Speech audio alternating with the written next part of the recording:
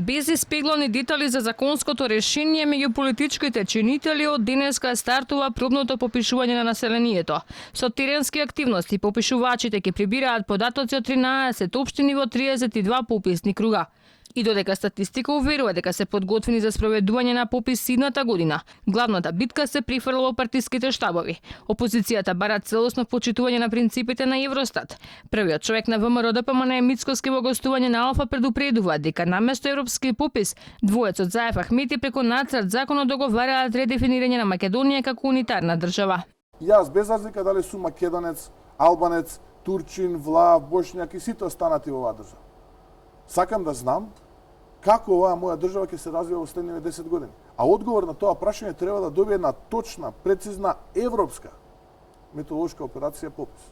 Вака како што не е тоа. Според овој закон кој што е даден во предлог во собранието, практично се потврдуваат сите оние полувистини и шпекулации за оние тајни средби помеѓу двата круга кога се предлагало редефинирање на политичкиот систем во Република Македонија, кој што треба да добие нумеричка потврда. Каква таа нумеричка потврда? Нумеричката потврда се добива преку статистичка операција наречена попис, како што ја замислуваат тие кои што практично го договориле и тоа политичко редефинирање на државата. Мора да седнеме и еднашка сите да покажеме нашата државотворност и еве како што се сложуваме конструктивност на маса и да дефинираме што е попис, што не.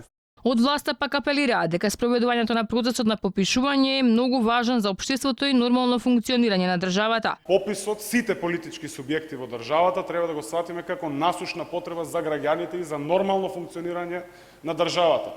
На ниту еден начин не смееме да го политизираме процесот на попис на населението. Секако оставаме можност, но ќе оставаме и време кога ќе се донесат одлуките за евентуални лидерски средби, доколку се донесе одлука да се одржат, вие медиумите, јавноста, граѓаните ќе бидете навремено запознаени.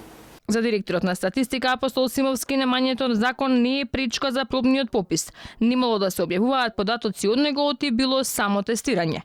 Инаку на пописот во април идната година статистика сепак ја попишува и диаспората, а за тоа ќе бидат обезбедени и посебни поволности. Оние кои нема да бидат во Македонија, за нив податоци ќе можат да достават блиски роднини, а ако не биде искористена оваа опција, еден месец порано од закажаниот попис ќе може да ја користат и веб апликацијата на статистика.